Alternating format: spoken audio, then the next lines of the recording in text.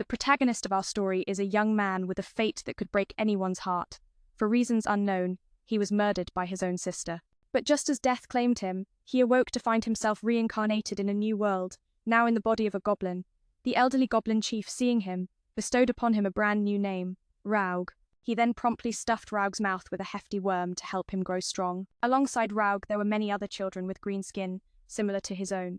Although Raug retained the memories of his past life, this new body was painfully weak, bringing him to tears. Fortunately, the goblin race grows at an astonishing rate, and after just 3 days, Raug noticed that his body had already matured significantly. Not to mention, his movement and speech were improving remarkably. With a resolute spirit, Raug swore that no matter what form he took, he would live life to the fullest in this second chance. Today, the chief was preparing to give the younglings one last meal, so everyone was devouring their food, knowing they would soon have to fend for themselves. After many days living in a hollow tree, Raug finally caught a glimpse of the sunlight in this new world. In this world, a plethora of strange flora and fauna existed, unlike anything Raug had ever known.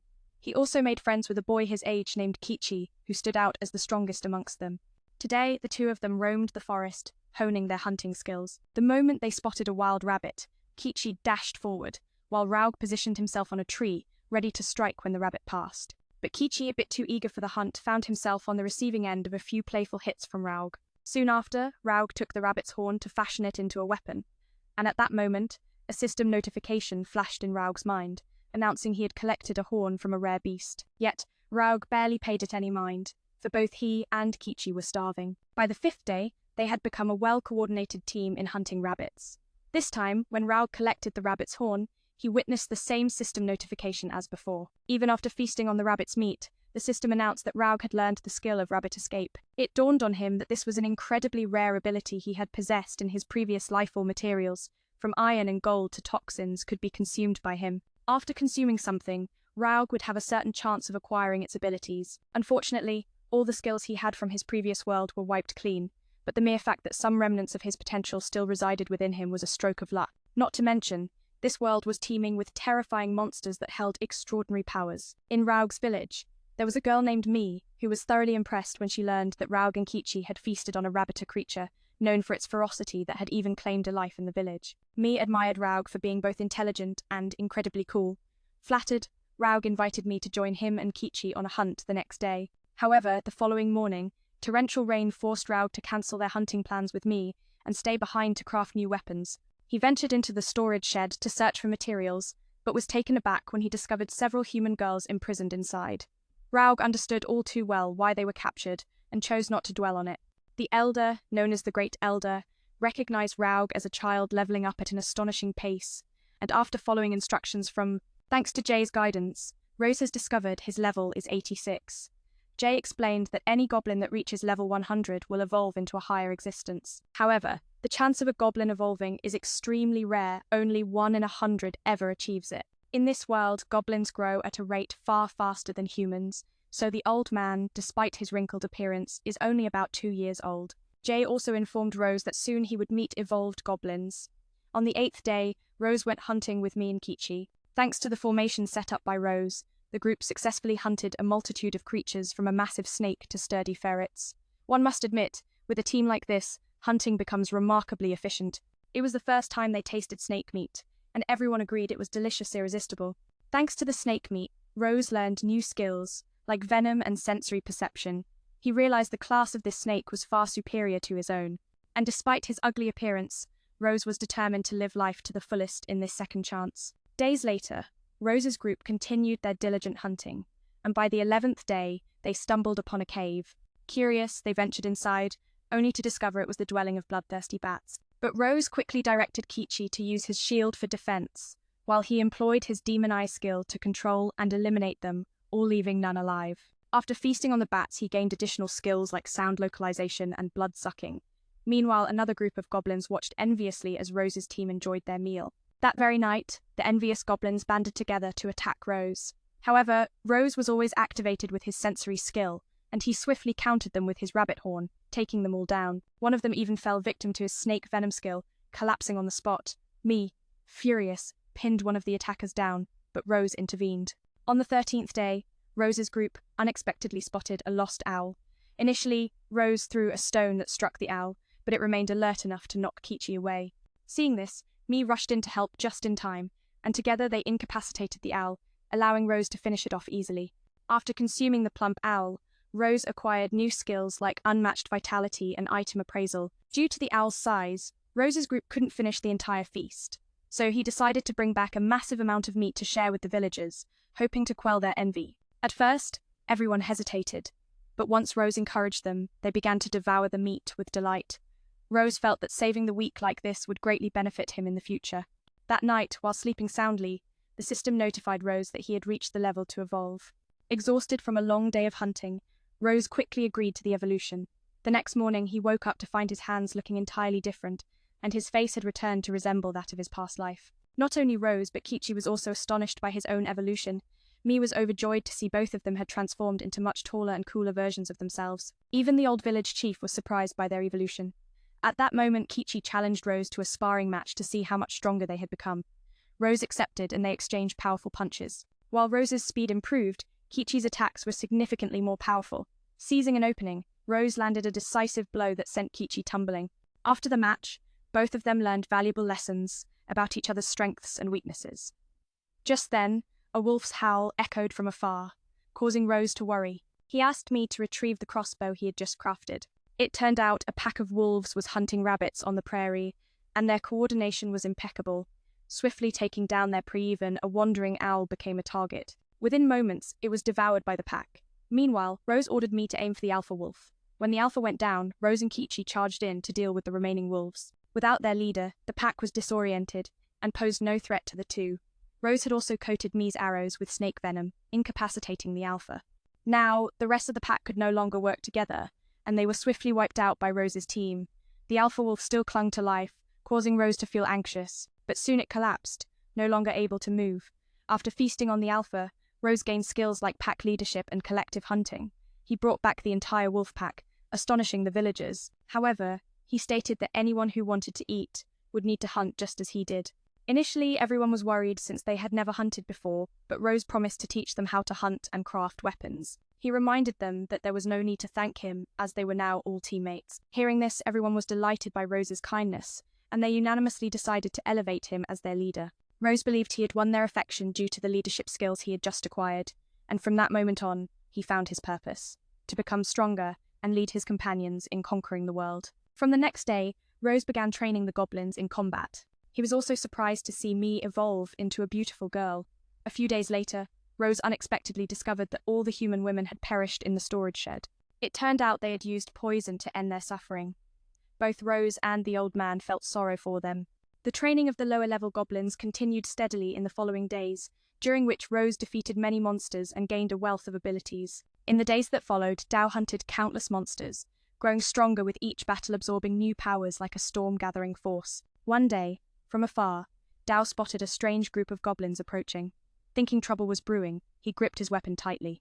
But Old Man G stepped forward, explaining these were elder goblins sent on a reconnaissance mission respected uncles of the tribe. After their scouting, they returned with a bounty of food supplies. Surprisingly, they also brought back several human women, destined to bear children and help sustain the tribe. Everyone agreed these women were exceptional high-quality stock. It was known that in this world, goblin genetics was so strong that even crossbreeding with humans still produced goblin offspring. Dao understood the necessity of continuing their lineage. Yet, having once been human himself, Dao felt a fierce anger burning within at his kin's actions. He demanded all the women be handed over to him. At that, a goblin named Ken lunged to grab Dao's collar, ready to throw a punch. Tensions escalated as both sides brandished weapons, ready to ignite a bloody conflict. Old Man G stood between them, unsure how to stop the brewing war. Just then, two women, Sei and Sato, arrived, pleading for calm. "We're all from the same village," they urged. "This internal strife serves no one." Sei proposed a battle without weapons to decide the village's leader. Dao and Ken instantly agreed. But right as the fight began, Dao unleashed his secret weapon spider, silk-immobilizing Ken completely. Sei and Sato watched in awe, stunned by Dao's newfound power. From that day forward, Dao became the undisputed leader of the village, his authority unchallenged. The human women were housed safely in a storeroom, with Dao promising them clothes, food, and eventually a chance to return to the city. The village's fragile peace hung on his shoulders, now a weight he bore with silent resolve. Ryu learned that these 5 girls were the only survivors of a merchant group ambushed by Ken's gang, leaving all the merchants dead. The next day, Ryu personally delivered food to them, pouring his heart into cooking delicious meals to soothe their spirits and ensure they felt safe in their new home. As they conversed, Ryu absorbed invaluable human knowledge. He discovered each girl had her own profession. Some were blacksmiths, others chefs, and among them the red-haired girl was a warrior, whom he planned to train. Additionally, Ryu began to directly train the boys in the village. If anyone slacked off, he didn't hesitate to give them a good punch, including those older than him. This led to Ken feeling increasingly frustrated.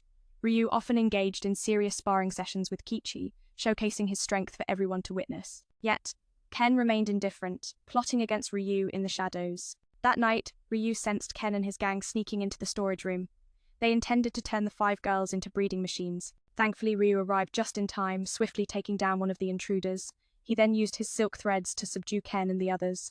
Seeing Ken show no remorse, Ryu delivered a powerful kick to his face. Afterward, Ryu apologized to the girls for their fright, comforting the red-haired girl who clung to him, crying in fear. Ryu then called for Kichi to help him take the intruders outside to deal with them properly. Even though it was night, Ryu wanted the whole village to witness how traitors would be punished. He hung Ken up and mercilessly beat him, reminding everyone that this was the law he had established for the village. Among the captured, Ken received the harshest punishment. When morning came, Ryu discovered Ken lifeless, a grim reminder of his choices. The women, terrified by the recent chaos, trembled as Dao comforted them. The red-haired girl clung to him, tears streaming down her face in shock. Dao called upon Ki to escort the troublemakers out. Those who dared defy him would face his judgment. Though night cloaked the village, Dao's wrath awakened every soul, a fierce reminder that rebellion would be punished without mercy. Dao hung Ken up and beat him relentlessly, no mercy in his eyes. He reminded the others of the village's law, his law. Among the captives, Ken suffered the harshest punishment. The next morning, Dao awoke to find Ken had perished silently in the night, a grim testament to the price of defiance. Later, on a hunt, Dao's group encountered a 3-horned horse with impenetrable scales. Using his spider silk to restrain the beast, Dao charged with Ki, delivering the final blow. Despite the creature's ferocity, the reward was well worth the struggle. Consuming its flesh granted Dao new skills, including the triple strike-own sword thrust that splits into 3 deadly stabs. Still shaken from the night before, the red-haired girl sought comfort, coming to sleep beside Dao, who kindly welcomed her. But Dao's morning surprise came when Mi also joined them, slipping into bed unnoticed. After many days together, a girl named E evolved into a high-level goblin, while Mi and Ki assisted Dao in training the villagers. The village's sole mage, Sei, however, lacked a magic squad to lead, and on that day Dao entrusted. Back to training the crew for solo hunts in the forest. The moment Rao spotted the lone 3-horned horse, he unleashed a brand new skill. He created a spear of pure magic, thrown with deadly precision. The beast fell instantly, leaving even Rao stunned at the raw power he wielded on his first spellcast. To up the challenge, Rao ventured into the northern woods, ready for whatever awaited him there. Suddenly, the memory struck him. The village chief had forbidden anyone from entering this forest, as it was the territory of a colossal, ferocious red bear. Following the trail, he discovered the remains of a 3-horned horse, partially devoured, when the giant red bear appeared, sending a jolt of anxiety through him. He thought to himself, if it were anyone else, they would have fled immediately. But he was determined to take on this beast. Channeling his magic, he created a level 1 magical spear and charged at the bear. Meanwhile, E was growing increasingly anxious about his absence as evening fell, while the villagers believed in his strength, confident he'd be fine. Yet E felt an unsettling sense of dread. After absorbing a magical attack from him, the bear lost one of its arms, having sacrificed it to avoid a direct hit. Despite its injury, the bear's claws remained deadly, making it difficult for him to close the distance.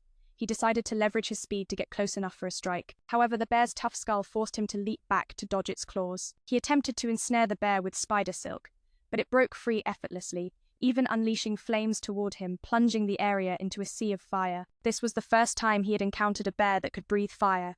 He found a corner to hide, feeling the heat rise to an unbearable level.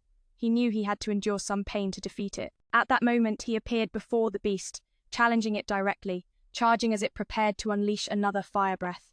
In a split second, he encased himself in a layer of water to withstand the flames. As the steam dissipated, he managed to drive his sword into the bear's mouth. Though it could no longer breathe fire, it retaliated with a powerful punch that sent him crashing into a distant rock. The blow left him severely injured, but now he had an opportunity to claim victory. However, he had to be cautious. Another lethal strike could spell his end. Yet, faced with such dire circumstances, he felt an exhilarating thrill. With an axe in hand, he charged toward the monstrous creature, seeking the perfect moment to strike. He thrust his weapon into the bear's back, but it barely flinched. Seeing the bear's resilience only fueled his hunger for battle, and he launched himself at the beast for a final blow. The next morning, the forest was left charred, the aftermath of their fierce battle, but he stood alive, with the bear's severed arm impaled on his chest. After feasting on bear meat for breakfast, he gained 2 new skills, unmatched heavy strike and the authority of the strong. The system even notified him of his potential evolution into a rare form, the Great Demon. Exhausted, he hastily accepted without reading the details, and fell asleep in the forest until dawn. He awoke feeling famished, and upon acquiring more skills, he intended to skin the bear to take home. However, he was taken aback to discover he had transformed into a new form. As he returned to the village, everyone panicked, mistaking him for a monster. Only E recognized him, delivering a swift kick for worrying her. Even the young men had to kneel just to endure her lecture. As he recounted his tale, the villagers were astounded, unable to believe he had defeated the bear and evolved into such an impressive form, especially given that he had only been born a month prior. Despite not being questioned too rigorously by his father, E and the red-haired girl trailed him like ducklings following their mother. The girls in the barn were frightened by his new appearance, but thankfully they recognized him. E, however, was pinching his arm in jealousy over his new weapon, which was damaged after the bear fight. The blacksmith girl offered to fix it for him, and also crafted a new spirit stone dagger, inciting even more jealousy from the other girls. Additionally, he noticed 2 cooking girls working diligently, showing no ill will toward him. He playfully joked that they would become his dutiful wives one day. Witnessing his open flirtations, the red-haired girl scolded him several times. He was surprised to find that the alchemist girl had concocted a poison intended to assassinate goblins, but upon learning about his kind nature, she had abandoned that plan completely. Moreover, his handsome looks made it hard for her to consider harming him. Hearing this, he lifted the girl up with a grin, causing E to feel quite frustrated. After spending time with the girls, he returned to his training duties. However, the group he used to spar with was no longer a challenge. The low-level goblins barely survived a single punch, while Ki was left with his shield and armor completely destroyed after their bout. Following the fight with him, Ki appeared less than pleased. Rao's spirit stone knife sparked envy among the other girls. Meanwhile, he noticed the 2 diligent kitchen girls working hard, without a hint of resentment toward Goblin. Rao teased them, joking they'd be the perfect wives someday. But when Rao openly flirted, Red Hair couldn't resist giving him a playful tap. Rao was shocked to see the alchemist girl crafting a poison vial aimed at assassinating goblins. Yet, upon realizing Rao's kindness, she abandoned her plan plus. With Rao's charm, she just couldn't harm him. Watching Dao lift the girl with a bright smile, Mi's jealousy flared fiercely. After spending time with the girls, Rao returned to training, but the usual sparring partners were no longer a threat. Low-level Goblin barely survived a single punch, and Ki's shield and armor were shattered. Post-fight with Dao, Ki showed a gloomy mood. The next day, the girls began hunting alongside spirit stone mining while Rao took on domestic tasks like sewing. Though losing an arm in a fight with Red Bear, Rao's absorption of Slim granted him a new one to replace it. The maid showed keen interest in Rao's book, taking it to read. Mid-meal, E burst in, panicked, carrying a tiny injured girl she'd found while mining spirit stones. Thankfully, with Dao's healing, the girl fully recovered. After thanking Dao, she introduced herself as Ret Returner. Her race bore a rare gem on her forehead, which had drawn ruthless human adventurers' attacks. Now, her life waned. She begged Rao to drive off the humans threatening her existence. Rao recalled Ret had been crafted by a renowned mage to guard a treasure left behind. Human assaults had damaged her core, shortening her lifespan. Dao guessed the secret vault held legendary artifacts, and since the mage despised humans, Ret entrusted Rao with the treasure's protection. After hearing her story, Dao gathered everyone to share the situation, deciding tonight the group would journey to the mage's treasure. Before departing, Rao took the spirit stone knife, a weapon forged by the blacksmith girl, though only as a warning tool. He did not intend to kill the humans. E then dug a tunnel leading directly to the mage's treasure. Dao wanted to negotiate with the humans, so he ventured alone into the depths. The moment Rao appeared, the hostile group showed displeasure. One used invisibility to sneak attack him but was swiftly caught. Rao warned them. This treasure belonged to another, and they should abandon their plundering ways. He offered mercy if they retreated, but the humans ignored him, charging together to attack. Rao noted their poor formation. Their strikes barely scratched him. One even cast a lightning spell aiming to sever Rao's head, yet Dao remained unshaken. Fear crept in as they realized Dao's endurance was no joke. Pushed beyond his limits, Dao ordered his teammates to ambush and wipe out the human adventurers. After the battle, Rao divided their bodies among his comrades for sustenance. Consuming their flesh granted Rao intriguing human magical skills, and even some top-tier gearings and bags included. Nothing was left behind. Rao could now create a dimensional magic container capable of holding vast items. True to her word, Ret Returner led Rao to the treasure vault. The mage's resting place had been here since his death. Ret shared that the mage was a master of spirit control, explaining the abundance of spirit stones. Before vanishing, Ret thanked Rao and left him a precious gem. With it, Rao learned a powerful new skill called Golden Law. Meanwhile, after today's battle, Kichi and E seemed to spark feelings for each other. Rose's group paused in silence to bid farewell to Ret Returner, then gathered all treasures into their dimensional pouch. Rao felt uneasy leaving the mage behind and decided to cremate him. Unexpectedly, inside the mage's body was a strange glove. When Rao tried it on his missing arm, the glove extended and bonded tightly through magic analysis. Dao recognized it as a legendary heritage, item magically replacing his lost arm. Now Rao's new hand had full freedom of movement in any way he wished. Those guys fed your teammate after devouring the creatures. Since then, Rao has gained a wealth of fascinating human magic skills. Even their high-grade equipment rings, bags, everything was swallowed up without a trace. Now, Rao can conjure a magic storage space capable of holding countless items. True to his promise, Returner led him to the treasure vault. The owner of the vault, Returner's master, rests here. Since his passing, and according to her, he was a master at controlling spirits, which explains the abundance of spirit stones stored here. Finally, Returner expressed his gratitude to Rao before vanishing, leaving behind his precious gem. With this gem, Rao unlocked a powerful new skill called the Golden Law. After today's battle, it seems Kichi and E have started to develop feelings for each other. Rose's group held a silent moment to bid farewell to Returner. Together, they gathered all the treasures and stored them safely in the magic storage. But Rao felt uneasy leaving the mage here, so he decided to cremate him. Unexpectedly, inside the body lay a strange glove. When Rao slipped it onto his stump, the glove stretched out and latched tightly onto him.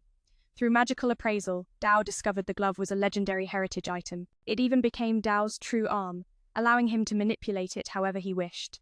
After completing Returner's mission, Dao threw a celebratory feast, uncorking wines from the treasure trove for everyone to enjoy. Dao reappraised all the treasures and confirmed these were truly unimaginable artifacts. He decided to wield a deep red spear and a magical bracelet. Now, Dao possessed 3 legendary heritage items, gear powerful enough to wreak havoc on an entire nation. He also shared equipment with his teammates to strengthen them, making monster slaying and leveling up easier. Only the red-haired girl hadn't gotten stronger yet, so Rao planned to do something about it. He organized a ranking tournament for the village's fighters to boost everyone's combat skills. In the days that followed, Dao left the village to hunt new prey. First, he took down a golden-horned beast, learning the golden silk spinning skill. Next, a multi-antlered deer fell easily to him. Wandering deep into the forest, Dao spotted a massive ancient tree. Rose recalled the old man Jay once mentioning a race called the Dry, who enchant other races to gather nourishment. Despite his efforts to resist becoming her meal, his body betrayed him. The Dryad swept him off his feet, and he found himself utterly captivated. Later, while bathing in a nearby stream, he was ambushed by a band of lizardmen. Yet, he swiftly dispatched them, learning new skills along the way. He also easily overpowered a wild buffalo. During this, he discovered 2 of his own kind who could wield magic, and assigned them to training, unaware of the dark intentions of Zay, who was lurking behind them. Not only Zay, but the other girls also seemed distant, with Mi even showing disdain towards him. Confused, he sought answers from those around him, still oblivious to his misstep. From the red-haired girl to the 2 chef sisters, jealousy was palpable. Eventually, he approached the alchemist to understand their behavior, only to learn they had noticed his escapades outside, marked by an array of hickeys on his neck. In his moment of embarrassment, the alchemist seized the opportunity to kiss him openly, declaring her affection. Unbeknownst to him, Mi had witnessed everything and wanted him to reciprocate. Not only Mi, but the other girls also desired to join in the affection. That night, he transformed into a passionate machine, pledging to take responsibility for all of them like a true man. His perceptive abilities had grown immensely, allowing him to sense that some outsiders were plotting trouble. As he stepped outside, he encountered a strange man and 2 elf subordinates. The man's demeanor immediately rubbed him the wrong way. He revealed that humans were scheming against the elves for a treasure, recruiting soldiers with promises of payment. Initially, he considered joining but ultimately refused, sensing the man's lack of sincerity. The man attempted to attack, but he unleashed a wave of pressure that brought him to his knees. He lifted the man, demanding that his hidden subordinates lower their weapons. However, one shot an arrow at him, igniting his fury. In retaliation, he drew a spear from his back and thrust it into the ground. In an instant, countless red spears erupted from the earth, striking terror into the hearts of the elf soldiers. Witnessing his overwhelming power, they fled, not daring to look back. The next morning, he had eliminated 20 special slimes and by consuming their cores, he learned the skill of splitting his essence. Now, he could create simple clones from his own blood, which could share his senses. He devised a plan to dress these clones in new outfits tailored for his wives, allowing him to sense when they were in danger. Additionally, he created another clone to keep an eye on the elves. To his surprise, they returned, intent on causing trouble. The leader commanded a full assault on his home, but he roared, immobilizing them in fear. Then, he appeared before them, ensnaring each one with webbing, ensuring no one could escape. Upon interrogating the leader, he learned he sought his life to regain honor, disregarding the pleas of his female subordinates. Deciding to make an example of the leader, he eliminated him, while his subordinates would be trained by battling his goblin tribe. The result was a complete defeat for the elf men, but he secretly assisted the elf women, ensuring they wouldn't be harmed. Old Man Jay, upon seeing many stunning elf girls, got a little too excited, wanting to interact with them. However, he firmly prohibited anyone from approaching them, except himself. Meanwhile, the earlier leader had officially met his end at his hands. Kichi had left the village, seeking to level up solo. Before long, he reached level 100 and evolved into a new form. When the villagers laid eyes on Kichi's striking red body, they were in awe. He felt joy seeing his rival grow stronger. Kichi's red skin was a blessing from the war god, boasting a toughness akin to metal. He admitted that losing to him multiple times pushed him to strive harder. Kichi challenged him once again to test his new abilities. In no time, they clashed amid the cheers of the villagers. As before, Kichi's punches were powerful, but his fighting technique outmatched Kichi's, leading to yet another victory over his rival. After that exhausting battle, he fell into a dream where a mysterious figure bestowed upon him a power known as enchantment. He awoke, bewildered by the experience. Later that day, he was led by E to the alchemist's chamber to witness something significant. First, the 4 young men in the village had successfully bonded with magic, one of whom was exceptionally skilled in healing magic named Chi, who called him brother, as they were born in the same generation. He risked everything to reclaim his honor even, as his 2 female subordinates pleaded him to stop. He wouldn't listen. So, Rao made a ruthless decision, to eliminate the tribe's leader as a warning to the elf clan. His subordinates would then be trained by battling your goblin tribe. The outcome? All the elf men fell defeated. But secretly, Dao didn't want the elf women to get hurt, so he quietly helped them claim victory. Old Man Jay, spotting so many beautiful elf girls, let his lust flare wildly, demanding to be granted access to them. Of course, Rao forbade anyone from touching them except Dao. Meanwhile, the leader Rao took care of earlier was officially dealt with. Elsewhere, Kichi had left the village to hunt monsters alone and level up. Before long, he reached level 100 and evolved into a new form. When the village saw Kichi's fierce crimson body, they couldn't help but be amazed. Dao felt a surge of joy. His rival was finally growing stronger. It turned out Kichi's red skin was a protective armor bestowed by the god of where its hardness rivaled metal. Kichi admitted that after so many losses to Dao, he had to push himself to keep up. So, Kichi challenged Dao again to test his new form.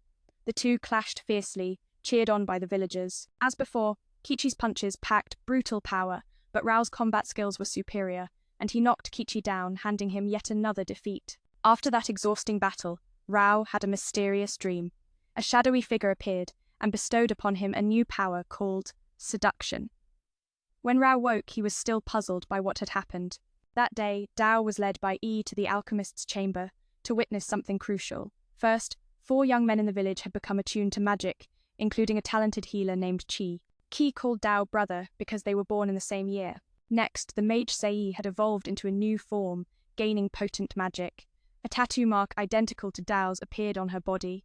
Sei felt her magic overflowing and invited Rao to test her power outside. With a simple fire spell, Sei set a large part of the forest ablaze. She sensed even more magic within and wanted to try more spells, but Rao stopped her and burnt forest was more than enough. To celebrate Sei's evolution, Dao gifted her new equipment. He noticed his tribe had evolved rapidly, lately much faster than before. Rao believed his presence had awakened their instincts, pushing them to fight harder to level up swiftly. Having such strong comrades was a blessing for Dao, but not all goblin tribes were so lucky. One day, Rose and Kichi returned from hunting only to find some people preparing to leave. They told Rose the reason. The village youth had evolved so much recently that others felt ashamed. Plus, Dao forbade them from interacting with other races. Understanding their plight, Dao simply wished them a safe journey without stopping them. As a farewell gift, Dao gave them a magical metal knife enough to protect themselves without him. The next morning, while exploring the forest, Rao discovered a stranger. The segment ends here in the original. Just after a vicious bug had claimed a life, Rodriven, by a rare and fascinating power, charged forward to annihilate the creature. Upon absorbing the fallen soul, Rao gained a new skill, beast taming. That very night, the alchemist girl joyfully announced her success in brewing a special wine, sparking Ryu's excitement and prompting him to host a lively feast, inviting everyone in the village. First, Rao shared the news that many village elders had fled, so anyone wishing to embark on a journey was free to do so, and he promised gifts to those brave enough to leave. When everyone chose to stay, Rao raised his cup, signaling the start of peaceful days ahead. Then, he turned his focus to inventing a communication device. Crafting earrings infused with a drop of his blood, he discovered that when speaking into them, the other side could hear perfectly. To ease communication, Rao decided to gift one to each villager. Observing E's impressive growth in hunting, she caught a horse without harming it. Rao seized the moment to test his beast taming skill, transforming that horse into the village's very first tamed mount. But Rao didn't stop there. He also tamed a massive bear to ride, and a pack of wild wolves that quickly became his loyal companions. The next morning, Rao was amazed to see the red-haired girl had leveled up remarkably in combat. It turned out that only when cornered did her true powers awaken. In a battle orchestrated by Rao, she successfully defeated 3 fierce gobos. Watching Rao feast on gobo meat with relish, she was curious enough to sample some herself and unexpectedly unlocked a new profession that day. From then on, she dedicated herself to hunting monsters in the forest with relentless passion. Her new role as a high-level warrior came with a deadly rule: fail to hunt regularly, and death would follow. Meanwhile, troubling news reached Rauhi's village was under attack from humans caught in the ongoing war between humans and elves. That night, Rao sensed his gobos being chased by a battalion of skeletal soldiers heading straight for his base. He planned to send the gobos first while his own people handled the magical bone army. But to Ryu's dismay, bow and crossbow attacks barely scratched the enemy. The situation grew dire, and the team looked to Rao for guidance, but he was focused on sensing the source that summoned these skeletal fiends. So Kichi and the others charged into battle. Amidst the chaos, Saturday swung her sword sheath, shattering one of the bone soldiers instantly. That's when Rao realized the key to defeating these monsters was simple: discard weapons and smash them with bare fists. Indeed, switching to hand-to-hand combat reduced the bone soldiers to dust in moments. Rao urged everyone to unleash their full strength. Defeating these foes would level them up fast.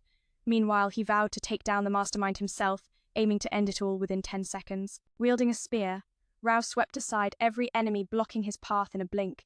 Closing in on the leader, he delivered a crushing punch that shattered him into pieces. Swiftly absorbing the fallen enemy, Rao gained many of its unique skills. The gobos knelt in gratitude for their rescue. They had accidentally disturbed a magical treasure room, awakening the skeletal guards. Though Rao had slain their kin before, the gobos still sought his help, knowing the harsh law of this world: the strong devour the weak.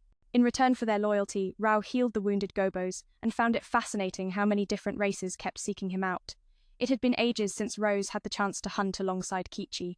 On their way, they spotted a group of 12 armed human soldiers sneaking into the forest. Rose trailed them and used her abilities to eavesdrop on their conversation, uncovering a sinister plan to kidnap the elf clan chief's daughter during her return from a festival. Betrayal lurked within the elf clan itself. Someone had leaked the secret to the humans. When the princess arrived, humans ambushed her with arrows, slaughtering many of her guards. She was knocked unconscious by a blow to the head. Initially, Rao hesitated to intervene, but retreat wasn't an option. Using his silk threads combined with Kichi's power, they captured the attackers. The elves who died earned Rau's prayers for peace. After interrogating the 12 humans and consuming their skills, Ra noticed the princess's wing symbols of a high-ranking elf. Upon waking, the princess feared Rao might harm her, but after some explanation, calm returned. Rao shared the night's events, prompting the princess to scold him for initially standing by. He reminded her that his goblin tribe had no ties to the elves. He also revealed the traitor within the elf ranks. Hearing this, the princess broke down in tears, unsure of what to do next. Meanwhile, the old goblin elder growled, craving to drain the princess's life force, but Rao firmly refused. The next day, he escorted the princess back to the elf territory. According to her, only high-level elves bore wings capable of flight. After a 3-hour trek, Rao and Kichi arrived at the elf base. Using his sensing ability, Rao detected 25 enemies aiming arrows at them. But the princess declared Rao her savior, and the guards parted to let them through. Greeting his daughter's safe return, the elf chief was overjoyed. Of course, Rao didn't offer his help for free. He requested a reward. The chief presented an ancient elven bow, a priceless treasure passed down through generations, given without hesitation as thanks. It was thrilling to see so many different races converging on him. It had been a long time since Rose got to hunt alongside Kichi. On their way, they discovered 12 armed human soldiers sneaking into the forest. Rose shadowed them, using his skills to eavesdrop. They were plotting to kidnap the elf tribe chief's daughter as she returned from a festival. There was even a traitor within the elf tribe leaking information to the humans. Rao had to admit, the princess was stunningly beautiful. But soon after, the humans ambushed with arrows, killing many of her guards. The princess herself was struck by a knockout blow, rendering her unconscious.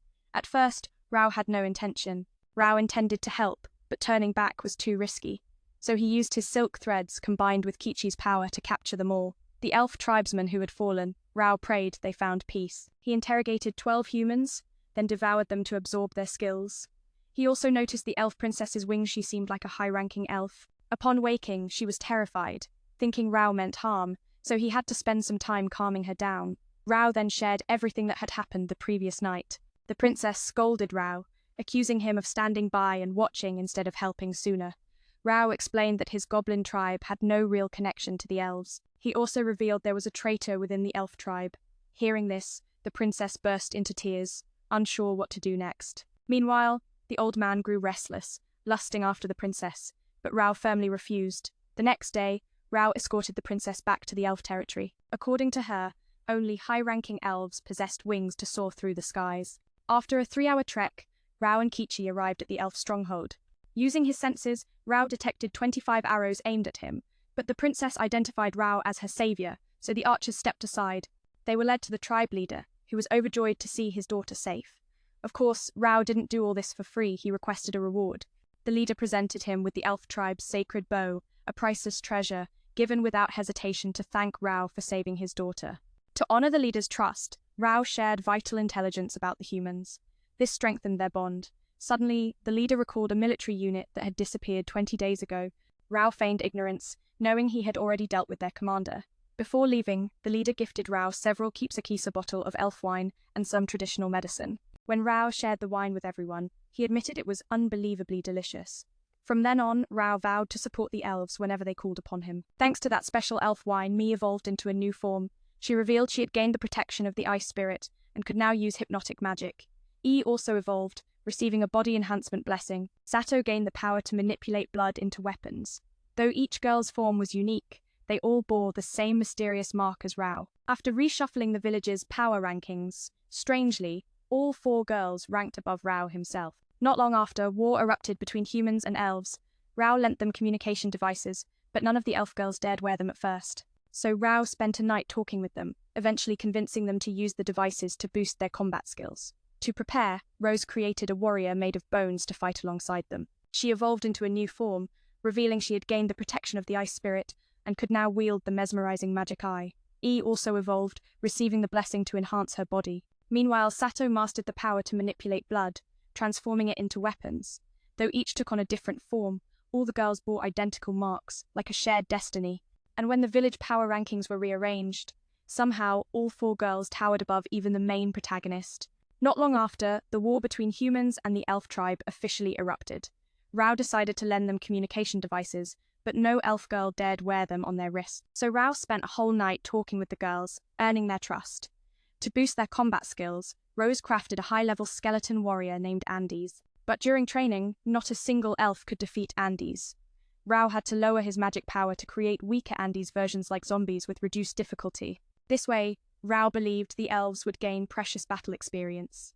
At the same time, the kobold tribe was forced into rigorous training. Yet, when taken outside for practice, Andes would instantly burn under sunlight, while the zombies often ended up as snacks for the village's low-level goblins. Rao also destroyed Bee's old nest so they could relocate, personally teaching them how to hunt collectively with the wild wolves. After a hunting trip, they brought back about 20 wolves to the village, and Dao caught a wild boar.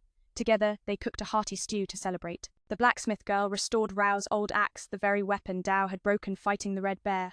Now reforged from a new alloy, its power surged beyond measure. To thank the blacksmith, Dao rewarded her with an unforgettable night. The next day, Kichi approached Dao, eyes wide like a naive boy who'd never faced love before. He confessed he had liked E for a long time, but never dared speak up. Even witnessing E's new form left him flustered and clueless. After hearing Kichi's heartfelt confession, Dao advised him to confess tonight, making it romantic. If she accepted, why not celebrate with a night in the forest? No need to hold back. That evening, Kichi summoned E to express his feelings. When E admitted she liked him too, Kichi shouted with joy like a madman. After a night of closeness, Kichi felt more energized than ever. Training with Dao, he unleashed powerful strikes that even made Rao sweat. So hyped, he even went on to punch all of Rao's goblins. Actually, Mi had given E plenty of advice the day before, making their romance possible. After training, the group of 4 went hunting together again. This time, Rao defeated many giant insects and absorbed their skills. Among them was a formidable defense skill, allowing Rao to create a hard insect-like armor covering himself. No matter how fiercely Kichi struck, the armor remained unscathed. However, once Rao removed the armor, not a single piece of clothing was left on him. Another skill let him sprout insect wings to soar through the sky. Still unfamiliar with flying, Rao barely took off before having to land again. Just like before, the 4 hunted a wild boar to prepare stew. On this rainy day, Dao planned to stay home and craft, but the red-haired warrior girl insisted on sparring a few rounds. No original text segment for 110. Assume continuation of previous. No original text segment for 111. Assume continuation of previous. With Dao striving to boost her power, Rao observed her growth. It was no different from a loyal pup learning to stand tall. After some training, Rao headed to the forge to inspect their work. There, he saw 2 elf girls expertly sorting rare metals. Not just that, they crafted crossbows capable of rapid-fire arrows. Next, Rao visited the kitchen where the 2 sisters, now skilled chefs, studied dishes from Rao's past life to sharpen their craft. Rao then entered the alchemist's room to hear about her latest magical creation, a nail, forged from Andy's bone that could pierce and hold fast whatever it struck. Just as Rao prepared to reward her, his wives suddenly barged in, catching him red-handed. The next morning, the elf chief sent a team to Rao's village with urgent news. The human army was about to launch a massive assault on their forest home. Realizing the elves alone couldn't hold back the tide, they begged Rao for aid. The chief's goal was clear: annihilate every enemy without mercy. Without hesitation, Rao agreed but insisted on fighting freely, on his own terms. He also gave the elf chief a communication device to keep their forces connected. After gathering intel, Rao spread his clones across the forest, preparing for the storm ahead. Rao then assembled his comrades to announce a bold new path. From now on, their goblin tribe would become a mercenary legion. A great war was imminent. This was their moment to shine and prove the fruits of their relentless training. Fired up by Rao's speech, the whole village readied themselves for battle. At dawn, Rose led the mercenary army straight toward the human forces. Earlier, the elf chief had sent a plea for help, and Rao answered by marching out to crush the threat. Along the way, Rose's army moved in perfect silence, thanks to Zay's spells. Meanwhile, Rose's clones discovered the human army camped by the river's midsection, protected by a barrier designed to keep low-level monsters out. Seeing this, Rao ordered his forces to surround the barrier and prepare to strike. First, he transformed his silver arm into a mighty crossbow and fired a devastating shot that shattered the magical shield. Then, using Earth Shift, he raised walls blocking all escape routes. On one flank, Mi and Jay unleashed a barrage of preemptive strikes, while Rao wiped out the foot soldiers and summoned a battalion of Andes. But the humans struck back fast, wiping out the Andes' vanguard. Leading the charge was a fierce female knight, advancing straight toward Rao. Ready to respond, Rao roared and summoned even more Andes. The knight immediately recognized him as the battle commander and ordered her troops to unite against him. A sorcerer cleared Rao's summoned army and then sped up the knight's charge to confront him head-on. Rao saw the humans coordinating with tactical precision, but with a mere push, he sent the knight flying. He had gained valuable knowledge from this enemy force and decided to spare their lives. Yet the knight showed no fear. She demanded a fair fight to the very end. Hearing this, Rao instructed his team to capture the key enemy leaders alive, leaving the rest to be dealt with as they pleased. In no time, Rao's army began dominating the battlefield. Many humans fell under Mi's mesmerizing magical eyes, turning on each other. Meanwhile, Zay transformed their blood into weapons, annihilating the remaining foes. The mercenary force crushed the enemy effortlessly. Only the female knight managed to land a sword strike on Rao, though it caused no harm. Still, Rao admired her fighting spirit deeply. Behind the knight, a sorcerer conjured a dragon-shaped spell aimed to blast both of them away. But the knight stood fearless, willing to sacrifice herself to take Rao down. Unwilling to let her die, Rao shielded her with his own body, erecting powerful barriers to absorb the sorcerer's devastating magic. It took several minutes, but Rao finally dispelled the dragon spell. He then ordered a swift retreat, bringing the female knight back to his home. When the elf chief heard of Rao's victory, he immediately came over to celebrate, bringing a rare, exquisite wine for their feast. After some drinks, Rao checked on the prisoners to ensure they were stable. The knight resisted when she sensed Rao's darker intentions, but her defiance was faint. That night, Rao forced the knight into agonizing screams.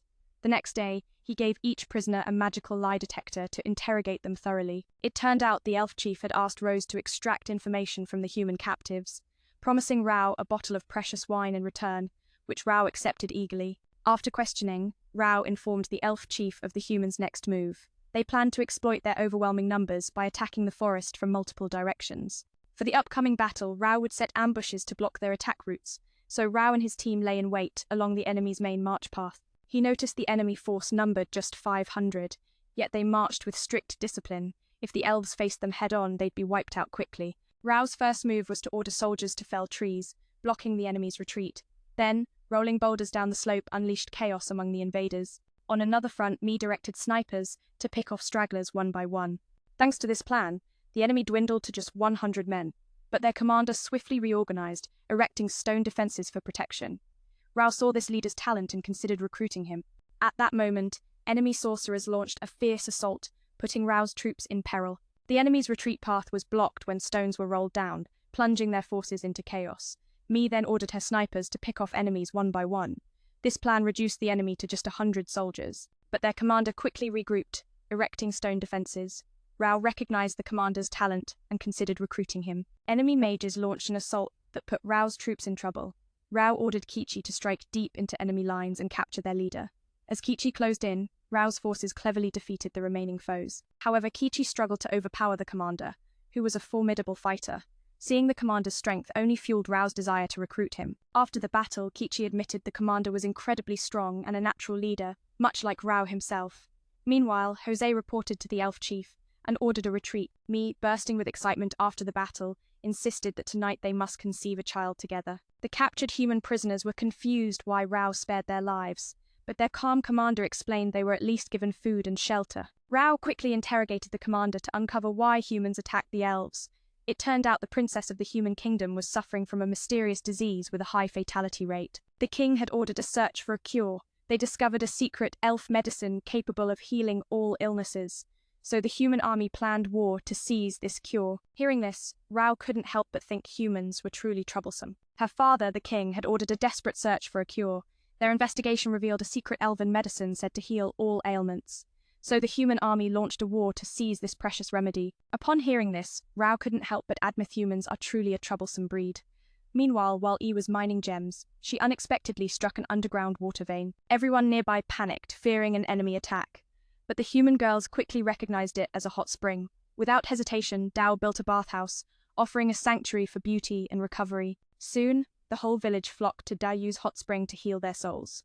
Dao was grateful to Itu thanks to her. He had discovered a treasure trove beyond belief. The next morning, Rao organized a training session for both soldiers and human prisoners to sharpen their battle skills. It was more a mock battle, with each side led by its own commander, while Rao acted as referee to decide the victor. Rao noticed Mi and Sei excelled at leading troops, but Kichi and Sato kept falling, only knowing brute force. The prisoner commander Stein easily defeated the elite Andis soldiers Rao had created. Now Stein challenged Rao himself, eager to witness his power. Rao agreed, but first enhanced Stein's body to prevent serious injury. Then, Rao launched a flurry of deadly punches Stein couldn't block. Stein was knocked unconscious, forcing Rao to heal him with magic. Impressed by Stein's indomitable fighting spirit, Kichi also wanted a match. Even the girls admitted Stein's talent wasting him as a prisoner was a crime. Later, Rao dined with Stein to hear his story. Stein revealed he grew up among humans and bore no hatred for them. He also praised Daoyu's leadership, saying it was why all races coexisted peacefully here. Stein then chose to abandon his knightly status and fight under Rao's banner. Seeing Stein's resolve, Dao removed the iron collar from his neck, understanding that gifted warriors like Stein deserved respect and trust. Dao recruited Stein and assigned him to guard the red-haired girl, while the other useless prisoners were handed over to the elf tribe's custody. Conveniently, Dao asked the elf chief about their secret medicine's appearance. It turned out to be the very vial the chief gave Dao before, calling it a powerful elixir capable of curing all diseases. Though priceless, the chief, seeing Dao as a benefactor, gifted it without hesitation. Rao took a drop and instantly gained the skill of rapid regeneration, along with the blood-tied secret, medicine allowing him to use his own blood to heal others. Testing it on a prisoner, all wounds and even chronic back pain vanished in a heartbeat. Rao, was stunned, had grown stronger than he ever imagined. The terror didn't fade. Just days after the second battle with humanity, Dao plunged into the third fight. From 300 meters away, he hurled his spear with deadly precision, striking down the enemy general. Then the spear unleashed a skill that annihilated all soldiers within a 100-meter radius. This time, Dao's army effortlessly swept away the human forces. Meanwhile, Rose used her slim ability to swiftly digest the fallen soldiers. The next morning, Rose arrived at the elf village to discuss the ongoing war against humanity. Dao brought along 2 warrior women to help them understand the dire situation. The village chief prepared a small feast to welcome Dao, explaining that if the war dragged on, the forest would suffer. He wanted to unite forces with Dao for a decisive battle, and Dao agreed. On the way back, the night girl begged Dao to use a secret medicine to save the kingdom's princess. Though Dao initially hesitated, knowing the kingdom worshipped the 5 great gods' blessings, while he bore the origin god's favor, he eventually agreed. This divine conflict would fuel further war between humans and Dao's kind, but for now, he vowed to help the princess. As the decisive battle against humanity neared, Dao gathered 650 soldiers while the humans amassed 2,000 troops at their camp. Dao overheard whispers about a powerful human warrior joining the fray. When he asked Stein, he learned this fighter was one of 8 legendary heroes each, boasting immense strength. Stein warned him to be cautious, but Dao's excitement grew. He craved the taste of their battle. Before the fight, Dao summoned an Andes squad as the front line. Though Andes would burn under the sun at dawn, today Dao had a new strategy. He assigned roles to his comrades and prepared for action. Rose's Andes troops smashed into the enemy center, forcing the humans to hold their ground until sunrise. Sure enough, when the sun rose, some Andes caught fire, but Dao shielded them with his clones, protecting them from the harsh sunlight. The fiery warriors swung their swords with ferocity, throwing the human soldiers into chaos. Using this tactic, Dao slaughtered countless enemies, then unleashed a skill to wipe out the rest. He ordered the Andes to support allied forces nearby. On the human side, they deployed a hero named Philip to the battlefield. At first, Philip was annoyed his army interrupted his day off, but witnessing Dao's power sparked his interest and was eager to duel him. Meanwhile, Dao unleashed a swirling cyclone skill that swept the battlefield clean. At the same time, he commanded the Andes to assist their allies. On the human side, a hero named Philip was dispatched to the battlefield. Initially, Philip was quite irritated, his day off disrupted by the army's activities. However, upon witnessing Ryu's extraordinary power, his interest piqued, and he yearned for a duel. At that moment, Rao executed a skill resembling a tornado, sweeping away the remaining enemy soldiers. Feeling a bit hungry himself, Rao wanted to grab a quick bite before continuing the fight. But before he could, Philip approached, expressing his desire to sample Ryu's abilities. Recognizing Philip's appearance, Rao remembered this hero was nicknamed the Sea Insect. Philip beamed with pride that Rao knew his name, but the nickname irked him, prompting him to flaunt his insect-like eye as a challenge to Rao. Rao noted that Philip's demeanor mirrored that of a child, yet the strength he possessed was anything but ordinary. It was clear that someone like Philip was no stranger to combat, so Rao had to remain cautious against his provocations. Philip then revealed 3 vials of insects created from his blessing, releasing them around him, causing the fallen soldiers to rise again. Rao recognized this as a biological weapon of a parasitic nature, with Philip turning the corpses into hosts under his control. Philip informed Rao that heroes like him might not be as strong as warriors, but with hundreds of soldiers at his command, he could unleash his full power. With that, Philip transformed the soldiers into massive insects, commanding them to swarm and devour Rao. Yet, Rao swung his axe, taking down each insect from grasshoppers to mantises, sending their remains flying. Seeing this, Philip decided to take the fight more seriously, coordinating the insect soldiers to attack Rao in a well-planned assault. Despite Ryu's healing abilities, he found himself genuinely struggling against their overwhelming numbers. Philip even summoned a gigantic insect, causing the ground to tremble beneath. A massive centipede emerged, catching Rao off guard and charging at him, knocking him straight towards a rock. To make matters worse, the centipede's venom paralyzed Rao, rendering him helpless. Philip gleefully proclaimed that this was his prized centipede, which had always handled top-secret missions until today, now unleashed to ravage this forest. Just a touch of its poison would completely immobilize the target until death. Meanwhile, Mi sensed something was amiss with Rao, who had now lost consciousness. Philip praised his pet for performing excellently, and commanded the centipede to leave the battlefield to continue its work. Now it was time for Philip to dissect Ryu's body to uncover which god had blessed him. But when Philip looked back, Rao was no longer on the ground. Rao had used a glove to attack Philip from a distance, but Philip swiftly countered with his insect eye, puzzled as to how Rao remained intact. Naturally, Rao didn't want to reveal the secret of his power. Philip intended to summon his insect to aid him, but it had already wandered off. Thus, he decided to use his trump card, a hidden insect, to take Ryu's life in this battle. Before diving into this life-or-death fight, he wanted to know Ryu's name, but Ra remained silent, so Philip introduced himself, claiming to be the 7th strongest in the Hero Association. However, Rao was too busy to listen and launched a lightning attack at him. As Philip absorbed the insect, tentacles sprouted to defend against Rao's assault. Philip then absorbed the insect soldiers to create an armor enveloping his body. Seeing Philip's form ignited Rao's hunger to defeat him even more. Rao sliced through the tentacles and delivered a powerful blow to Philip's face. Philip, astonished, realized that Rao, though not awakened, possessed incredible strength. This was the first time Rao had heard the term awakening and was curious about this power. However, Philip kept the details to himself, forcing Rao to press for answers. With a swift motion, Rao activated a hardened armor on his body, further shocking Philip. Now Rao sprouted wings, soaring through the air like Philip.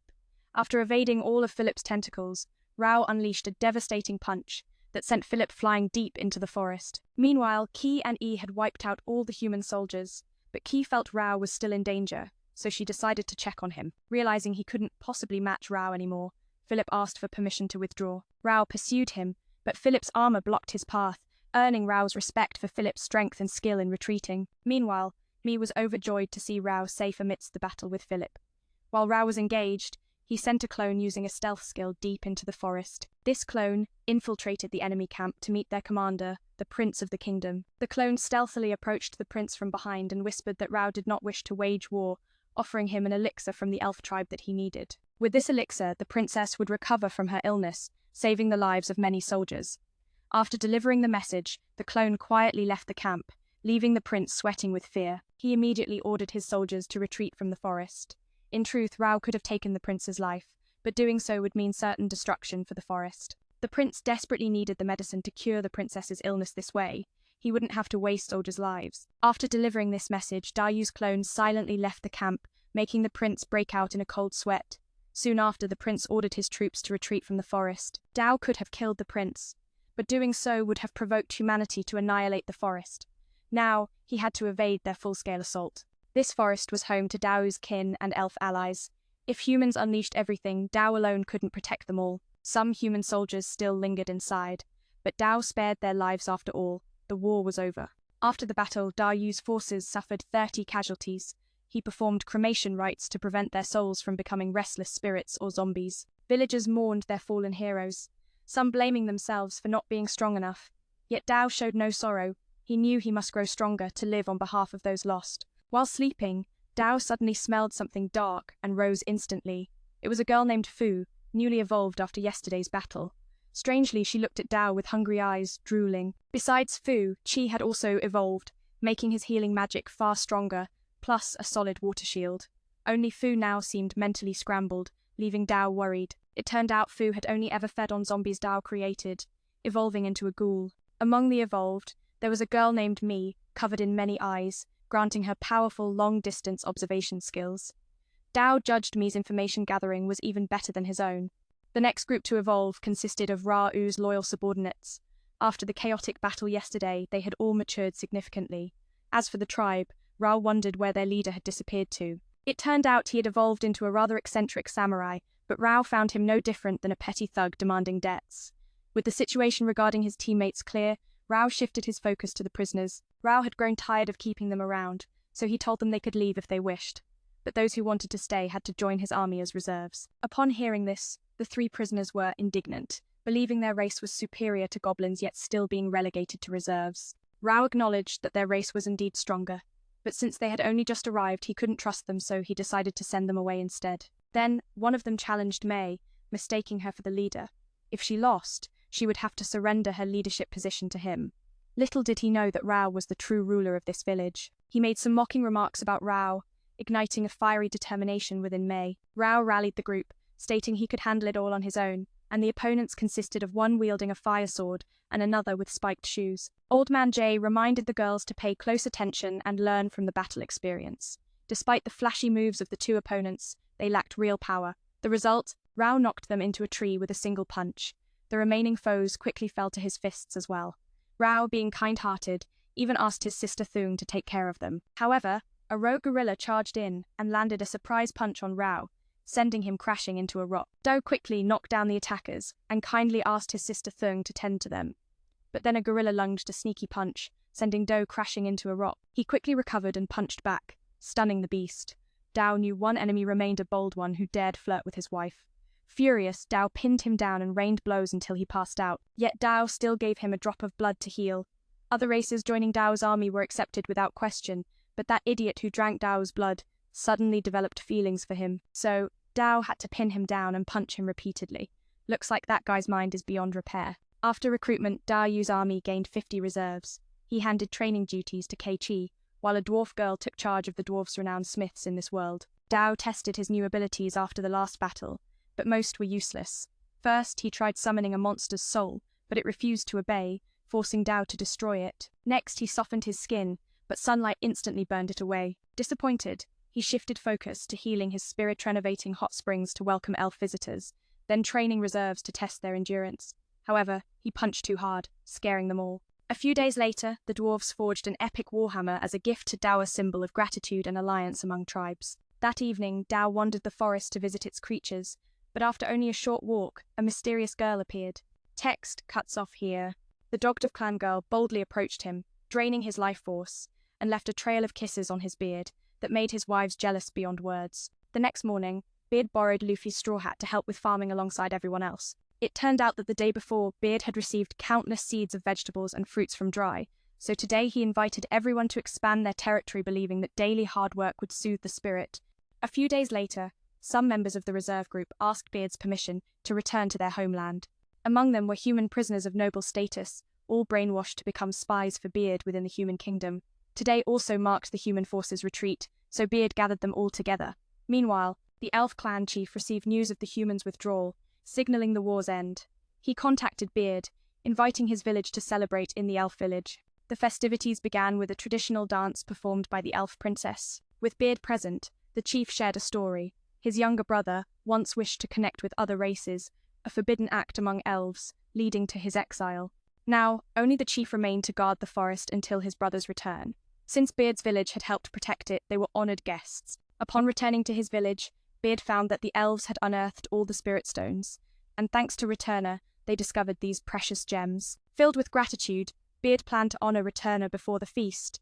After absorbing the spirit stones, Beard learned crafting skills and created many Andes bones, assembling them into armor. Ultimately, he forged a super vehicle shaped like a beast, impressing his wives. Beard revealed his plan to use this to reach the human city, which worried his wives. They feared he wanted to send them away, but Beard assured them they could choose to stay or return freely. Sometime later, Beard's hot spring was completed. However, other clans began leaving the village to return home, causing the red-haired girl great anxiety, fearing she too would be sent back. Seeing this, Sinin called her a fool. Beard was far from giving up on her. Meanwhile, other girls helped Beard harvest fruit, and he silently thanked them for teaching him much about human knowledge. At first, they were anxious, fearing Rao would send them back home, but Rao allowed them to decide for themselves whether to stay or return. Sometime later, Rao's hot spring was completed, yet other tribes began leaving the village to return to their homelands. The red-haired girl grew anxious, fearing she'd soon have to leave too. Seeing this, Sinin called her a fool. Rao would never let her go so easily. Meanwhile, the other girls helped Rao harvest fruit, and Rao quietly thanked them. Thanks to their help, he learned much about human knowledge. The next day, Rao threw a feast to welcome new tribes into the village, including some demon tribe members who had boldly challenged him before. They revealed that humans hated demi-humans, so having demons accompany him made it easier for Rao to enter human cities. With this intel, Rao divided the group into teams. The first team included Rao, his wives, and 3 demon tribe members. The rest of the village split into 4 other teams. Their mission? Gather information within human cities. Rao reminded them to handle problems on their own and survive. Since it was their first time working as teams, many were still clumsy. After finalizing the plan, everyone set off. Rao felt a pang of emotion as he temporarily parted from the villageite. It was time to seek stronger opponents and savor the flavor of their meat. His team headed toward a human urban area known as Chien. Urban areas had a high demi-human population, sometimes up to 40%. At first sight, Rao and his fierce vehicles scared the citizens into fleeing. Luckily, with a few human girls on the team, Rao finally found an inn in the town. The journey into this bustling city would test their wits and courage dance, on the edge of danger where every step could lead to glory or ruin. Once their lodgings were settled, Dao shared a heavy truth with the girls. They had to choose: stay in this city or embark on an adventure with him. After all, they were all survivors of attacks on the road, captured by Dao's village.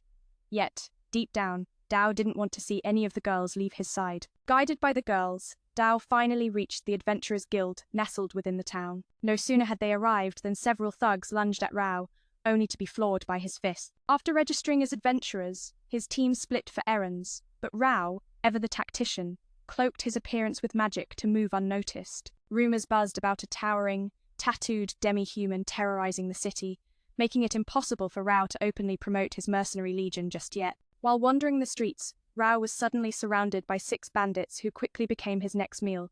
Each finger bore a ring with the same emblem, hinting at a hidden organization. Then nearby, Rao caught the heated clash of voices a cruel gang was holding a young master hostage for ransom. They wore the same rings, confirming Rao's suspicion they were connected. The young master's desperate plea to rescue a girl called Princess stirred Rao into action. He charged to save the boy before the villains could silence him, planting trackers on their bodies to uncover their lair. The boy scolded Rao for sparing the villains earlier. Misunderstanding his plan, Rao had to gently knock some sense into him. Afterwards, Rao left his card and revealed his true form, urging the boy to seek him out if in need. To everyone's surprise, that very night the boy came to Rao, revealing the princess of the kingdom was trapped in this city, held captive by these villains. Rao had found their hideout a noble's mansion and together, they set off to free her. Examining documents at the scene, Rao learned the mischievous princess was the epicenter of political strife within the kingdom. Burning the mansion to ashes, Rao unveiled the truth. The princess orchestrated her own kidnapping, while the boy was merely caught in the crossfire. Unable to report this to the king, one of Rao's allies hypnotized the boy to keep the secret. The next morning, Chi called with joyous news a new goblin had been born in Rao's village, a fresh spark of life to brighten their future. Before departing, Rao heard the girls' unanimous decision.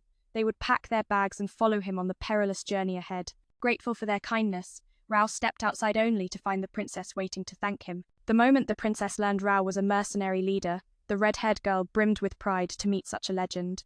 Rao, however, felt sympathy for the young page forced to serve this wild princess. The princess, knowing Rao's legion, demanded he escort her back to the royal capital, a request that piqued Rao's curiosity. Yet the princess showed no fear. Instead, she radiated a mysterious charm capable of enchanting anyone she faced. Rao declined, reminding her she already had a guard detail. When she refused to listen, he shouted at her, delivering a stern lecture that fell on deaf ears. Then, news of a golden token reward for the escort mission stirred the girl's greed. None could resist money's siren call. Unable to deny the lure of gold, Rao accepted.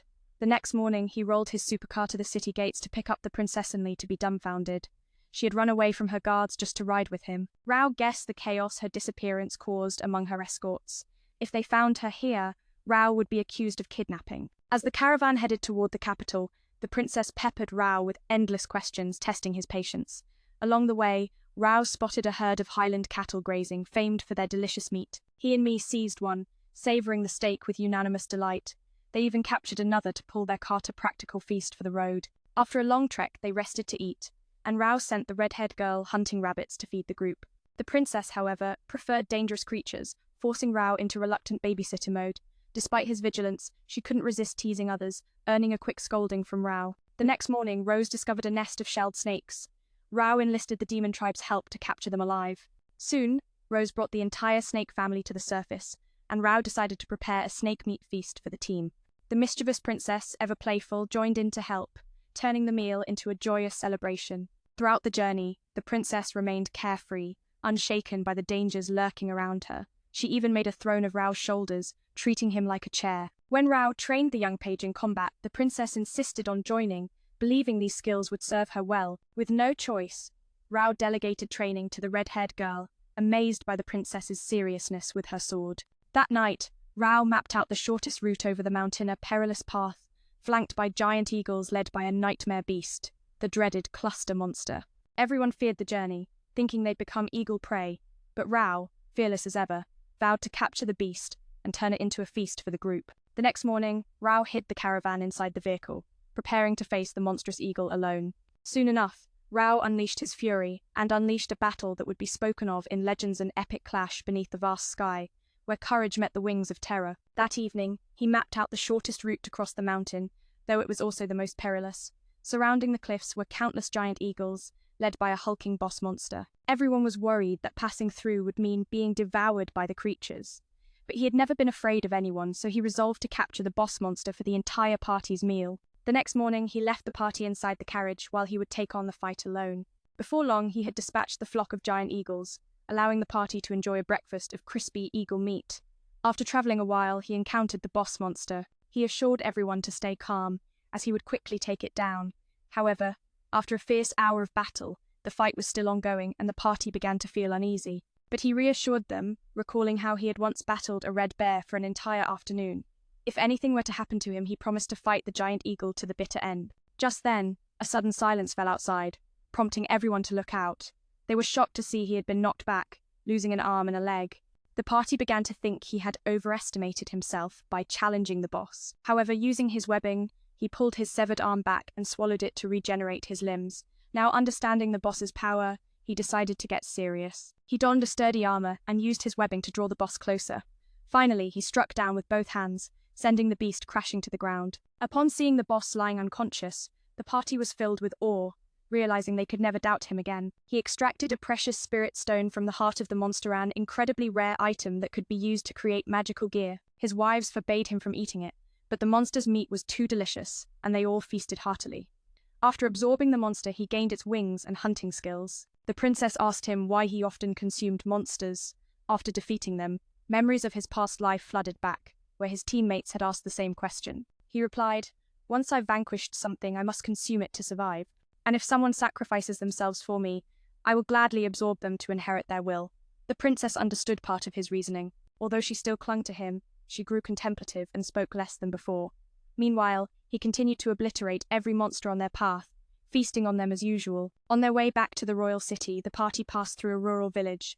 The villagers, who often despised demi-humans, took up their weapons upon seeing him. Luckily, the princess bore the royal crest, and the villagers obeyed her command. This was the first time the princess had helped him, and she felt immense pride. The village chief arranged accommodations for them and took them to a famous waterfall.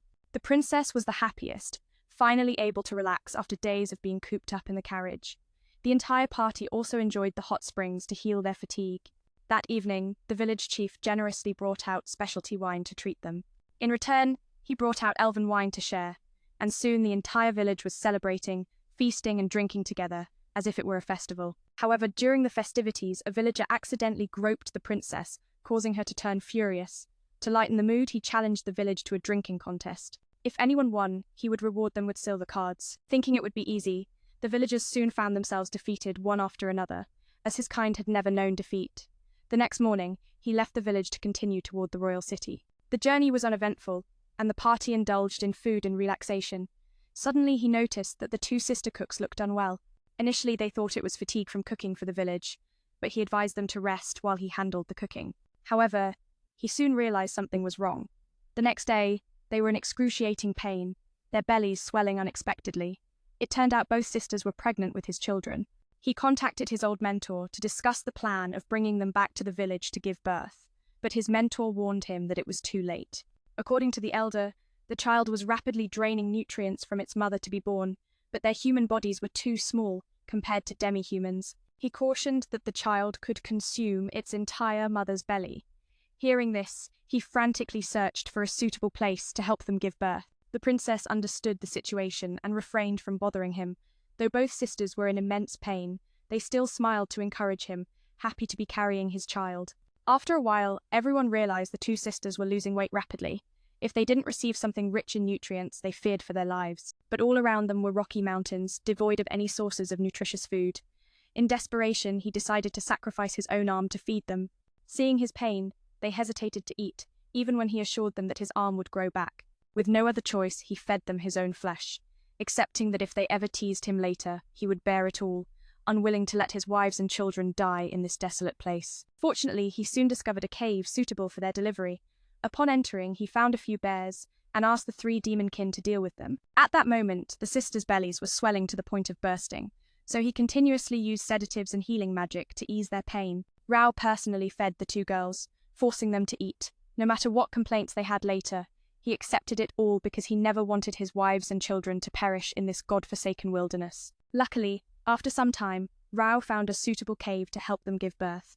When he saw bears inside, he called on the three demon tribe brothers to take care of them. Right now, both girls' bellies were swollen to the point of bursting. Their pain was so intense that Rao had to continuously use anesthetics and healing magic to ease their suffering. Outside, the storm raged fiercely while inside, Rao focused on recovery spells. The elder sister was in great pain, nearing her delivery time. Meanwhile, Chi was guiding Rao step by step on how to assist with the first 2 wives' caesarean births. Rao anesthetized both women and crafted a surgical blade like a professional doctor. Fortunately, the operation was a success, and both mother and child were safe. The younger sister gave birth to a boy, while the elder sister delivered a girl. Rao healed their wounds afterward, leaving nothing to worry about. Only Rao looked a little worn out, having concentrated his magic for hours. Yet Rao was joyful at just 111 days old. He had become a father to 2 adorable children. Meanwhile, Old Man Jay examined Rao's newborns and feared they might be hybrids, as each had only 1 horn. It's known that when humans conceive with demi-humans, offspring usually follow the father's race. However, a small chance exists for hybrids beings born with the combined powers of humanity and demi-humans. These hybrids are incredibly powerful, but often shunned by both sides, causing Rao great concern.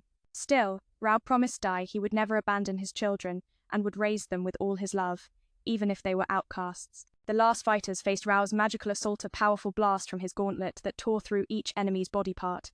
The force was so immense it even startled Rao himself. Seeing the goat's head was so huge, Rao wondered if it could be stored in his magical inventory. The adventurer group's leader was visibly annoyed, suspecting Rao of scavenging his kill. Rao quickly concocted a story that his master had slain the beast to compensate the adventurers, while Rao would treat their wounds. He named his daughter Auro and his son Enzo. He expressed immense gratitude to both sisters for enduring the pains of childbirth for him, while also conveying his desire to be by their side to care for this family. The next morning, as snow fell heavily, he ventured out alone to scout for powerful prey. Upon reaching the mountain's peak, he encountered a magnificent deer, its beauty reminiscent of myth. Judging by its appearance, he guessed it must be a boss-level creature, and even he wasn't sure he could defeat it, making him feel exhilarated. However, just as he equipped his armor, ready to take down the deer, it remained still. Suddenly, one of its antlers dropped, and it leaped right over him, escaping. As he gazed at the antler lying on the ground, he thought it must be delicious, but his instincts urged him to take it home for the kids. So, he stashed the antler in his pouch and hunted some slimes to stave off hunger. At that moment, he spotted a group of adventurers, both humans and demi-humans, battling a horde of goat-headed monsters on the mountain's summit. Observing their combat coordination, he deemed them the strongest team he had ever seen in this world, but the goat monsters were tough, making them hard to defeat. The boss monster unleashed a powerful strike, sending the entire adventurer team flying. After this strike, most of the team was severely injured, yet he had to admit they performed well, managing to eliminate 4 of the monsters. When he saw the boss monster preparing to finish off the remaining members, he unleashed a spell that obliterated its body parts.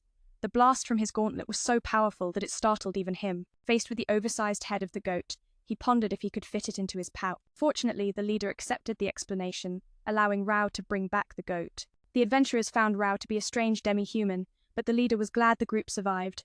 Otherwise, facing Rao directly would have meant certain death. After absorbing the goat's essence, Rao gained many new skills. Returning to the cave, he was overjoyed to see his children already walking. He almost cried, amazed at their genius. The story unfolds as Dao's master slays the monstrous bug, making amends to the adventurer group. Dao, in turn, tends to their wounds. Thankfully, the young leader heeds advice, allowing Dao to return successfully with the deer. The adventurers whispered in awe, "Dao is truly a strange beast." Still, the leader was relieved the group survived. Facing Dao head-on, they might have met their end here. After absorbing the deer's essence, Dao gained new skills. Returning to the cave, he was overwhelmed with joy, and Tertius' 2 children had taken their first steps. Unbelievably, they were prodigies. Even after consuming the deer's horn that morning, their stats skyrocketed. Dao sampled a shard himself, unlocking 2 hidden skills proof the deer was a formidable force Dao wasn't yet ready to challenge. That night, Dao's mind swirled with thoughts of the deer, sleep eluding him. As he finally drifted off, the system pinged. Dao had leveled up, evolving to the next form. True to his sleepy nature, Dao accepted without hesitation. The next morning, everyone gasped Dao had grown a new horn, though his body had shrunk slightly. Another surprise. The blacksmith girl and the alchemist were pregnant. Dao decided to camp near water, providing a safe haven for childbirth. This time, he faced the event with calm. Experience had taught him well. After waiting, both girls gave birth smoothly. Each new life filled Dao with deep gratitude for these women who bore his children. Among Dao's offspring was a hefty little one, an uncanny mini version of himself, making the whole group burst into laughter at its adorable antics. Once the births were complete, Dao mounted his superbike and set off again. This time, the group journeyed into the next human town. Among Dai's children was one who grew remarkably large, a perfect miniature of himself. The whole group burst into laughter, surprised at how adorable he looked. Once the births concluded, Rao revved up the superbike and hit the road again. This time, the group passed through a nearby human town, known to be close to the royal capital. To avoid stirring chaos, the princess disguised herself, while the mothers stayed behind at the inn to rest and care for their babies. The rest ventured to the Adventurers Guild to gather intel for Dai. Anyone uninterested could stay at the inn and sleep it off. Upon arriving at the guild, the red-haired girl Ruelia discovered a free training area. At that moment, the adventurers challenged Dai to exchange combat techniques, sensing his formidable strength. But Dai found them too weak, so he asked 3 demon tribe members to spar with them, offering a tempting reward 5 silver tickets for each victory. The guild erupted with enthusiasm, diving into a lively free-for-all against the demon trio. Mi wanted to join for fun but was told to watch since she lacked restraint. After the match, the demon trio celebrated their newfound strength, while Rao seized the moment to promote their mercenary legion to the guild's crowd. Leaving the guild, Rao and the 2 girls headed downtown to shop, where Rao's eyes lit up at a camera store. Without hesitation, Rao bought a camera and snapped pictures of the kids to capture memories. Knowing they were only days away from reaching the royal capital, Rao realized he hadn't contacted the other teams lately, busy with childbirth duties. Reaching out to Team 3, Rao was shocked to learn Zay had just acquired an entire library. Turns out she'd been aggressively hunting bandits and looting their gold. Meanwhile, Team 5, led by Mi, diligently gathered information. Praising their efforts, Dai saw Mi's joy bloom. Team 4, however, lacked a leader and drifted, bickering constantly. Suspecting the tribes hadn't accepted a goblin leader, Rao appointed Jain, a goblin woman, as their commander. With Rao's order, the team had no choice but to obey leadership. Chaos resolved. Only Team 2, led by Kichi, remained unsettled. But when Rao contacted Kichi, he was stunned to see his teammate seemingly cut in half. Mi, now awake, overheard Rose's story and grew deeply concerned. The next morning, Rose rallied everyone to head toward Kichi's location, the Labyrinth City, 2 days away. Hearing about Dai's injury, they feared something ominous was afoot. The princess happily approved Dai's journey to handle matters there before returning to the capital, even excited to explore the labyrinth herself. Grateful for the princess's playful support, Dai mounted his cart and set course for the Labyrinth City. Seeing toddlers toddle and call for their fathers filled Rao with joy. Among Dai's children was one embodying pure human traits, who would take longer to mature and walk. Meanwhile, Mi seemed downcast, prompting Rao to check on her. She still clutched a necklace Dai gave her 4 months ago, back when they were both low-level goblin. Looking back on their journey from fighting humans to escorting the princess to the capital, Mi felt nostalgic. While everyone else evolved swiftly, she lagged behind and, worst of all, she couldn't conceive with Dai, which saddened her deeply. Seeing this, Dai reassured Mi, promising she would never be left behind, and that his love for her remained unshaken, even if she couldn't bear children yet. Soon, Dai's group reached the Labyrinth City, guessing that Kichi was battling monsters inside. Suddenly, some townsfolk rushed out, warning of a fierce minotaur-like beast within. Asking the mayor, Rao learned that 3 teams had been sent to slay the creature, but Rao suspected the monster was actually his comrade Kichi. Inviting the mayor to the labyrinth's entrance, Rao prepared to welcome Kichi back. At that moment, a massive tremor shook the labyrinth, making the mayor tremble. Kichi emerged, towering in a colossal form that stunned Rao. Standing side by side, Kichi seemed a beast next to the human Rao. Meanwhile, E had already subdued all the adventurers outside. Dai urged Kichi to explain why he'd sliced Dai in 2, as seen the previous night. Kichi revealed that his team had encountered a rare labyrinth monster capable of reflecting the image of the adventurers' greatest rivals. Facing Kichi, the beast morphed into Rao's form, and Kichi was mercilessly beaten, unable to defend himself. Yet Kichi's indomitable will triggered an evolution into his gigantic new form. Ultimately, he swung his sword and cleaved the monster in 2 just, as Dai had witnessed the night before. The new form earned the name Earth Thunder Demon from the team. Dai felt relieved learning the full story and invited Kichi for drinks that night. But first, Kichi challenged Dai to a rematch, as usual. Their duel unfolded before a crowd of city spectators. Seeing Kichi's massive form, even the princess grew fearful, wondering why teammates fought each other. Suddenly, a massive tremor shook the labyrinth, making the mayor tremble in fear. Kichi emerged, towering into a colossal form that left Dao stunned. Standing side by side, Kichi and Dao looked like a monster with a man. Meanwhile, E had escorted all the adventurers outside, knocking them unconscious. Dao urged Kichi to explain why he had split Dao in 2. Turns out, Kichi's team had recently clashed with a rare labyrinth monster capable of reflecting the image of the opponent's nemesis. When it faced Qiqi, it morphed into Dao's likeness. Qiqi was overwhelmed, unable to fight back. Yet, Qiqi's fighting spirit burned fiercely, triggering an evolution into a gigantic form. Finally, he swung his sword, cleaving the monster in two just like Dao witnessed the night before. Their new forms earned them a fearsome title, the Earth Thunder Demons. With the truth revealed, Dao felt at ease and invited Qiqi for drinks tonight.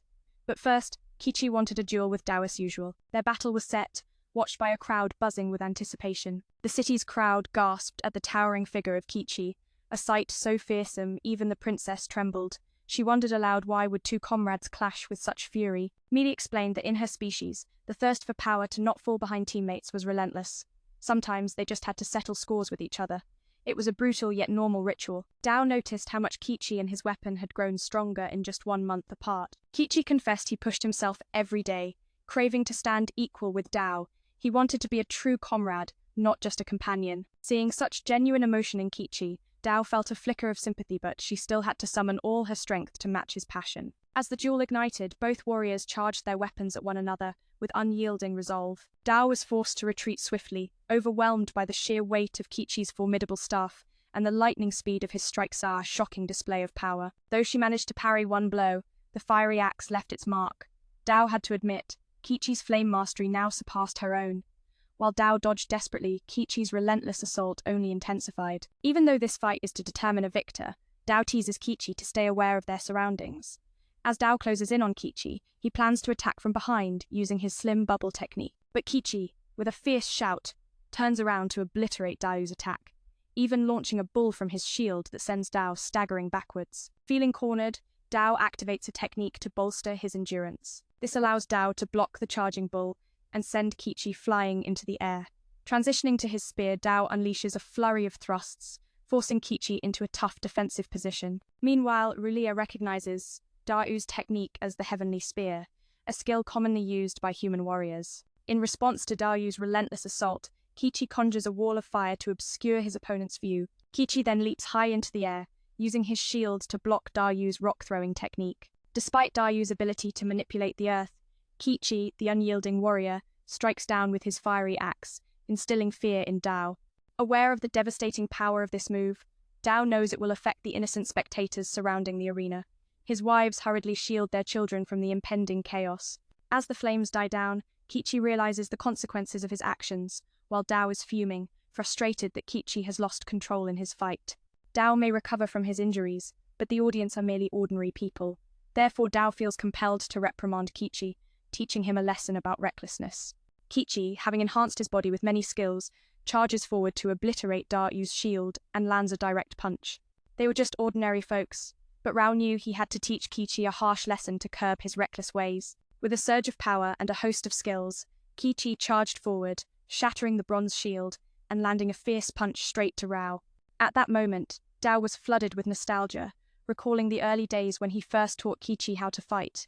Rao's punch sent Qiqi soaring into the sky, vanishing without a trace. The very next day, Rao's group set off toward the royal capital.